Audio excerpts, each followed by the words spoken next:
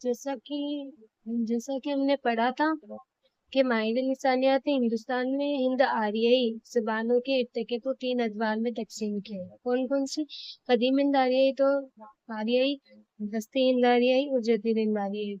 इसको हम कदीम हिंद आर्यई को पढ़ेंगे। कदीम हिंद आर्यई दौर का 1500 कबल मसीह से 500 कबल मसीह तक शुमार किया जाता है। कब से कब तक? 1500 कबल मसीह से 500 कबल मसीह तक। आर्य का पहला मुस्तदर नक्श हमें ऋग्वेद यानी कि जो 1000 कबल मसीह से कबल की शक्ल में मिलता है। आर्य का पहला मुस्तनद नक्श यानी कि पहला नक्श, पहला पॉइंट हमें कहाँ मिलता है? ऋग्वेद में। ऋग्वेद में ऋग्वेद में मिलता है। ठीक है। कदीम हिंद आर्य को डॉक्टर सुदेश्वर वर्मा ने 5 मंजिलों में तकसीम किया है। जो डॉक्टर सुदेश्वर वर्मा ने कदीम दारियाई दौर को 5 मंजिलों में तकसीम किया है। कौन कौन सी? वैदिक मंजिल, अहद पानी की मंजिल, दुनियावी मंजिल, टकसाली मंजिल, हजमिया मंजिल, दुनियावी मंजिल और टकसाली मंजिल।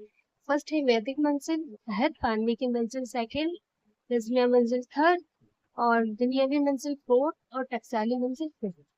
अब हम फर्स्ट पढ़ेंगे वैदिक मंजिल। इस अहद में वेद यानी कि 4 वेद है जो हमने पढ़े हैं पहले भी, ऋग्वेद, यजुर्वेद, अथर्ववेद और सामवेद। ये चारों वेद इस अहद में वेद, ऋग्वेद, यजुर्वेद, अथर्ववेद और सामवेद लिखे जाते हैं यानी संस्कृत मसहब की बानी बन जाती है। यानी कि चारों वेद किसी संस्कृत भाषा में लिखे गए, इसीलिए ये इस मंजिल में ये संस्कृत मजहब की बानी बन गई। अहद पाणिनि की मंजिल।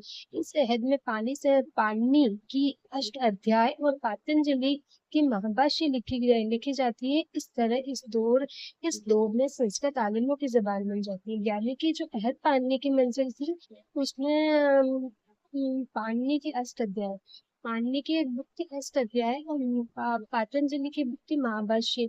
वो दोनों इसी मंजिल में लिखी गई, इसीलिए इस दौर में संस्कृत को आलिमों की जबान बन गई थी। इस अहद पानी के मंजिल में संस्कृत आलिमों की जबान बन गई।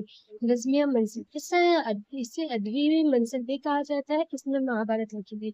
रज़्मिया मंजिल को अदबी मंजिल कहा गया क्योंकि इसमें महाभारत लिखी गई। दुनियावी मंजिल, इस दौर में संस्कृत सरकारी जबान बन जाती है और इसका ताल्लुक मजहब से मुनक़ता हो जाता है।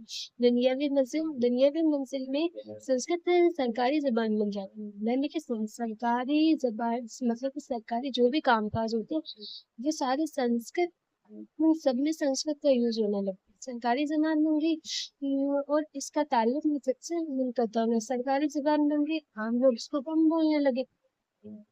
टकसाली मंजिल, इस अहद में संस्कृत कवायद नवीसों की पाबंद होकर सबको महदूद कर देती। कवायद नवीसों यानी कि जब संस्कृत में बुक्स लिखी जाने लगी और इसको सरकारी जबान बना दिया गया तो इसमें हार्ड वर्ड्स आ गए। जब ये जबान हार्ड हो गई तो ये आम लोगों की मतलब कि आम लोगों के बोलचाल के लायक नहीं रहे, मतलब वो हार्ड वर्ड्स हो गए तो आम लोग इतना नहीं बोल पाते हार्ड वर्ड्स को, जिसकी वजह से ये जो संस्कृत थी वो कवायद नवीसों की पाबंद होकर सबको महदूद कर लेती है। शुद्धि के चक्कर में फंस कर आवाम से दूर हो जाती है। इसलिए इसके पहलू ब पहलू अवामी बोलियां परवान चढ़ने लगती है। जब ये आम लोगों से दूर हो गई तो आम लोगों ने कुछ मिक्स लैंग्वेज, कुछ मिक्स वर्ड्स को यूज करके मतलब एक अलग उनकी जबान बन गई। तो वो अलग जबानें परवान चढ़ने लगी। संस्कृत अपने इस मरहले यानी कदीम हिंद आर्यई के दौर में 3 मुख्तलिफ मायारों की बताई जाती रही है। जब संस्कृत लैंग्वेज है जो कदीम हिंद आर्यई के दौर में 3 मुख्तलिफ मायारों की बताई जाती रही है। वो कौन कौन से मायार है? अधिच्या या मायारी संस्कृत 3 है। अधिच्या, मध्य देशा या प्राच्य। अधिच्या को मायारी संस्कृत भी कहा जाता है, मध्य देशा को वस्ती नीम मयारी कहा जाता है और प्राच्य को गैर मयारी कहा जाता है। तो अधिच्य या मयारी संस्कृत जो हिंदुस्तान के शुमाल और शुमाली मगरिब के हिस्से में बोली जाती है यानी पंजाब और उसके मुख्तलिफ इलाकों में बोली जाने वाली संस्कृत सबसे मायारी संस्कृत कहलाती है, यानी कि जो शुमाल या शुमाली मगरिब के हिस्से में बोली जाती थी, ये उसको बोली जाती थी, यानी पंजाब और उसके मुल्क इलाकों में बोली जाने वाली संस्कृत सबसे मायारी संस्कृत कही जाती है। मध्य एशिया वस्ती में मायारी संस्कृत, इसमें अम्बाला से इलाहाबाद तक का इलाका शामिल है। यहाँ के लोगों की संस्कृत निम्न मायारी संस्कृत कहलाती है। कौन कौन सा? अम्बाला से इलाहाबाद तक जो संस्कृत बोली जाती थी, उसको निम्न मायारी कहा जाता है। प्राच्य या मशरकी या गैर मायारी संस्कृत, मशरकी हिंदुस्तान की जबान, इसमें वो यूपी और बिहार के इलाके शामिल हैं। प्राच्य संस्कृत में कौन कौन से इलाके हैं? यूपी और बिहार के इलाके शामिल है। ये मशरकी हिंदुस्तान की जबान है।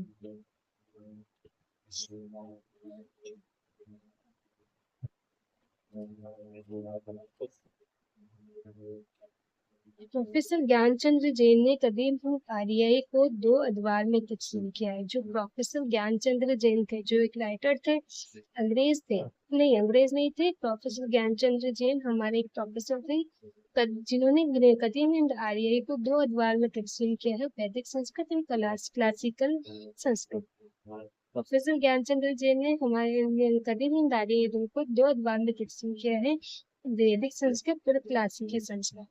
हिंदुस्तान में आर्यों की आमद के बाद सबसे पहले वैदिक संस्कृत के नमूने मिलते हैं। हिंदुस्तान में आर्यों की आमद के बाद सबसे पहले वैदिक संस्कृत के नमूने मिलते हैं।